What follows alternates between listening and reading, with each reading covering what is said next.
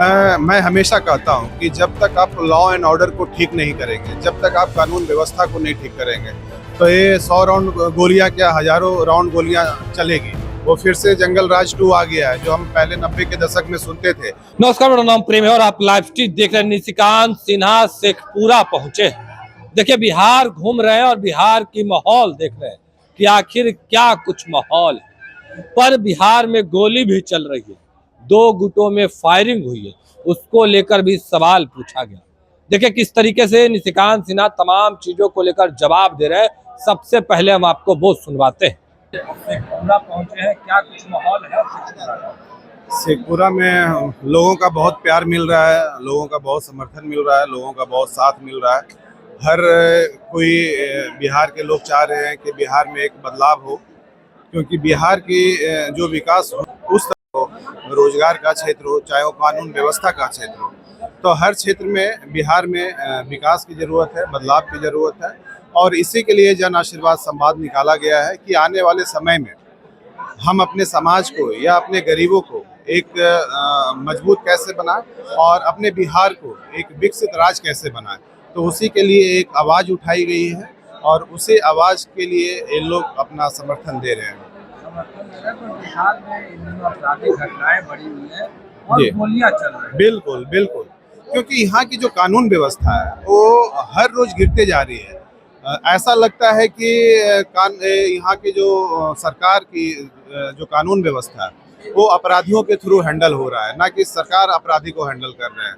तो जिस तरह से अपराधी चाहते हैं उस तरह से हर रोज कर रहे हैं, अपना मनमाना कर रहे हैं और लोगों की हत्याएं कर रहे हैं। और सरकार जो है आंख पे पट्टी बांध करके बैठी हुई है। अपराधियों को तो सजा दिलाने की तो दूर की बात है, उनको अरेस्ट तक नहीं कर पाती है। और ऐसे हजारों एग्जाम्पल है, लाखों उदाहरण है कि जिसकी हत्याएं हुई है, जिसका जान गया है, उसके वो जो अपराधी हैं वो आज तक फरार है, ना तो उन्हें सजा मिली है, ना ही तो वो आज तक अरेस्ट हुए हैं। तो यहाँ की कानून व्यवस्था जब तक ठीक नहीं होगी, जब तक जो यहाँ पे अपराध है और जो यहाँ पे क्राइम है वो चरम सीमा पर है, रुकने का नाम ले रही है। और हर क्षेत्र में क्राइम हो रहा है, चाहे वो हत्याएं का क्राइम हो, चाहे आपका जमीन मामला का हो, चाहे आपका पेपर लीक का मामला हो, हर तरह का जो यहाँ पे क्राइम है वो बढ़ते जा रहे हैं। निशिकांत जी, पिछले दिनों मोकामा में गोलीबारी हुई आनंद सिंह और सोनू मोनू की गैंग, और उसके बाद दोनों लोग हैं जो सरेंडर कर देते हैं और जेल के अंदर चले जाते हैं। मामला अभी भी थम नहीं रहा, सरकार के लोग कर रहे हैं केवल जांच। मैं हमेशा कहता हूं कि जब तक आप लॉ एंड ऑर्डर को ठीक नहीं करेंगे, जब तक आप कानून व्यवस्था को नहीं ठीक करेंगे, तो ये 100 राउंड गोलियां क्या हजारों राउंड गोलियां चलेगी। वो फिर से जंगल राज 2 आ गया है, जो हम पहले 90 के दशक में सुनते थे कि बिहार जो है कि जंगल राज बना हुआ, वही फिर से जंगल राज 2 हम लोगों को देखने को मिल रही। सरकार के रहते हुए अगर दिन दहाड़े इतनी सारी गोलियां चल रही है और अपराधी 2 दिन 4 दिन के बाद पकड़ा रहे हैं और सरकार को पता नहीं चल रहा है कि मामला क्या है।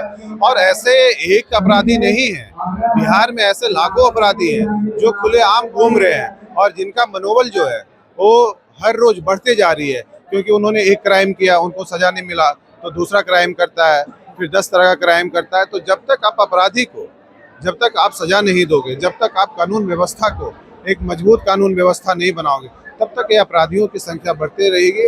और वो दूर नहीं है जहाँ पे इंसान की जो कीमत है वो दूसरे भी कीमत से कम आकी जाएगी। सत्ता पक्ष के लोग कह रहे हैं कि जांच हम लोग कर रहे हैं, जांच करके जो भी दोषी होंगे उन पर कड़ी कार्रवाई। ये तो देखिए वो तोता वाली रटी रटाई बात है कि हम जांच कर रहे हैं। वो तो जांच हर चीज का करते हैं, लेकिन जो आज तक हत्याएं हो गई है उसको सजा क्यों नहीं मिली है, मेरा सवाल वो है।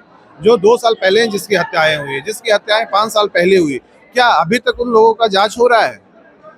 ये कोई पेपर का तो काम नहीं है कि आप उसको जांच कर रहे हैं। ये तो हत्या का मामला है, इसको तो आपको 24 घंटा के अंदर अपराधी को पकड़ना चाहिए।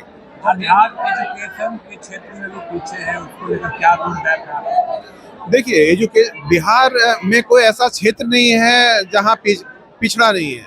बिहार हर क्षेत्र में पीछे है, चाहे वो शिक्षा का क्षेत्र हो, चाहे रोजगार का क्षेत्र हो, चाहे वो व्यवसाय का क्षेत्र हो, चाहे वो कानून व्यवस्था का क्षेत्र हो।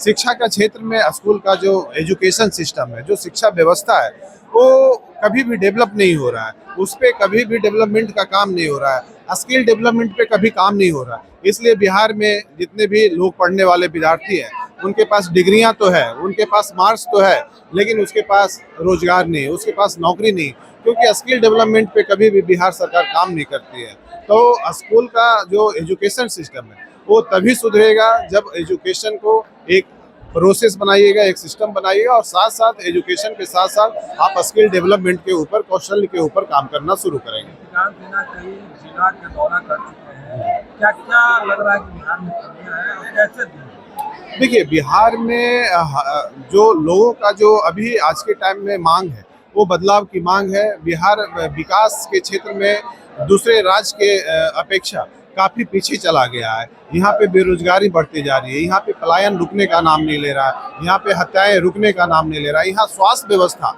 दिनों दिन गिरते जा रही है। अगर किसी गरीब लोगों को इलाज करवाना है तो सरकारी अस्पताल में इलाज नहीं होता है, वो प्राइवेट अस्पताल में जाते हैं जहाँ पे लोगों के पास पैसा नहीं होती है। और इसी वजह से जो बिहार में है वो क्राइम बढ़ता जा रहा है। सपोज कि आज उदाहरण के तौर पे आज मैं गरीब हूँ, मेरे पास इलाज करवाने का पैसा नहीं है अपने बच्चे को, तो मैं ऑब्वियस सी बात है कि अपराध ही करूँगा ना, क्योंकि सरकार अस्पताल में इलाज करवाने की व्यवस्था नहीं है। तो अगर सरकार अस्पताल में व्यवस्था हो सही इलाज करवाने का, तो लोग प्राइवेट अस्पताल में क्यों जाएंगे या लोग क्राइम क्यों करेंगे?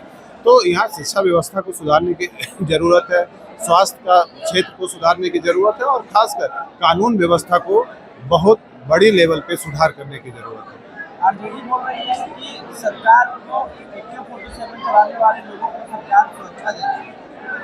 यहाँ की कोई सरकार नहीं है जिसके शासन में AK-47 नहीं चला है, चाहे वो आरजेडी की सरकार हो चाहे जदयू की सरकार हो। मैं किसी सरकार का नाम नहीं लूंगा, लेकिन पिछले 40 साल से जिनकी भी सरकार बनी है उनकी सरकार में दिन दहाड़े AK-47 चलती है।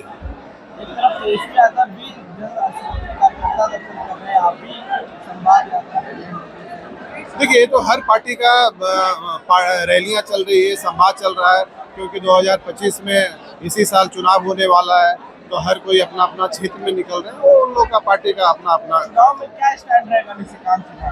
अभी देखिए, चुनाव लड़ने का मैंने कोई फैसला नहीं लिया है। अभी मैं समाज के क्षेत्र में मैं एक क्रांति लाना चाह रहा हूँ, क्योंकि जब तक समाज मेरा मजबूत नहीं होगा, जब तक गरीब शोषित लोग मजबूत नहीं होंगे, जब तक शोषित लोगों को अपना अधिकार नहीं मिलेगा, जब तक राजनीतिक में नहीं सफल हो पाएंगे। तो हमारी कोशिश यही है कि आने वाले समय में जो जिसकी जितनी आबादी है उसकी अपनी उतनी हिस्सेदारी मिले, और मैं अपने समाज को एक मजबूत और एक सशक्त समाज कैसे बनाऊं।